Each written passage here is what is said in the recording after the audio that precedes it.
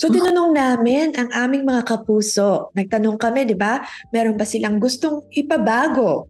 No? Sabi nung iba, sabi na isang nating kapuso, gusto ko kasi yung ilong ko parang chicharong bulaklak. Inaasar akong chicharon. Sabi naman ng isa nating kapuso, gusto ko magpapayat kasi hindi talaga maiiwasan na asarin ka minsan dahil sa weight mo. Hindi ko kaya the normal way, so feeling ko need ko ng tulong ni Doc. So, base doon sa dalawa nating kapuso, di ba parang one of the reasons na gusto nila magpaganda, magbago ng kanilang anyo ay dahil sa merong mga, di ba, may mga nanghuhusga nga, may nagbubuli, may nangaasar. Sa'yo ba, naka-experience ka na ba ng ganyan? Or talagang confident ka? Di ba, sabi mo nga, parang talagang stable ka, Miss Vinya, di ba? Talagang stable ka sa sarili.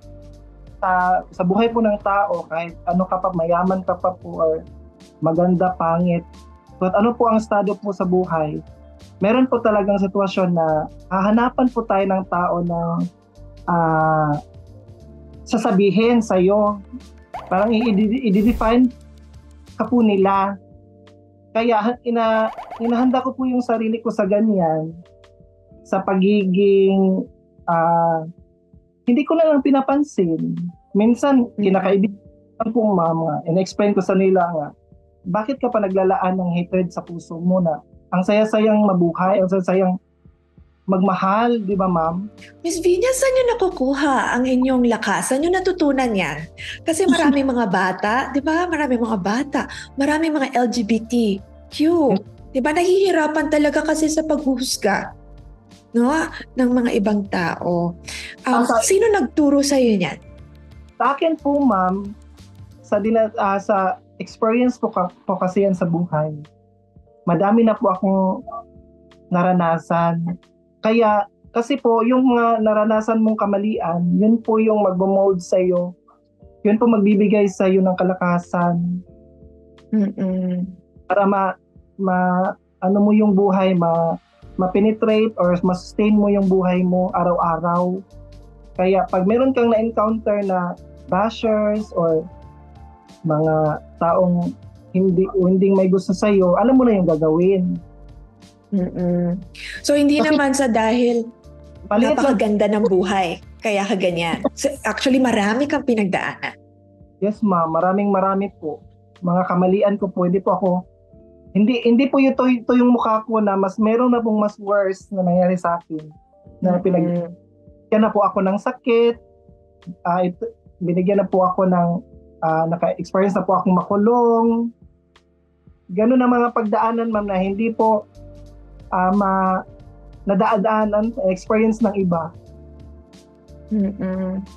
Kaya parang kung ikumpara mo, no, kung itsura o anyo lang naman ang nagbago, parang kayang-kaya yun. Kayang-kaya yun man, hindi rin pinakamalaking problema sa mundo. Meron pang mga taong naghanap ng mataas na sana mabuhay pa ako. Yun yung dapat ang iniisip natin, mas mahalaga ang buhay kaysa itsura.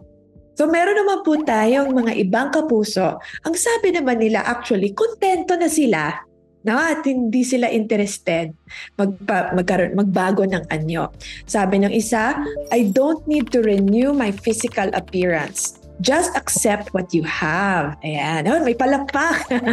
Galing kay Miss Vinya. Sabi ng isa, wala akong ipapabago. Each part of my body serves its purpose and I'm comfortable with it. At ang sabi naman ng isa, kontento na ako sa kung anong mayroon ako, pero hindi natin dapat i-judge ang mga nagpaparetoke, lalo na kung doon sila sasaya. So ano pong masasabi nyo? Baka natutuwa kayo sa mga pinahiwatig ng ating mga kapuso. Sa akin lang po na part, ang masasabi ko, kung bibigyan lang po ako ng pagkakataong maibalik po yung panahon, or meron lang po sanang time machine, hindi ko po talaga babaguhin. Yan yung isang sanang pagkakataon na gusto kong ibalik. Kasi doon ko po, kasi na-realize ko na po sa future ngayon at sa nakaraan na mas okay yung natural na bigay ng Diyos. pangpagyam. So parang dun sa experience, di ba, parang doon mo natutunang talagang ma-appreciate kung ano yung meron sa'yo noon pa na hindi Yes. mo actually kailangan baguhin. Yes, ma'am. Kung ikaw ay bigyan ng pagkakataon ulit in the future na magpabago ng mukha or magpa-enhance, gagawin mo pa ba, Miss Vinia?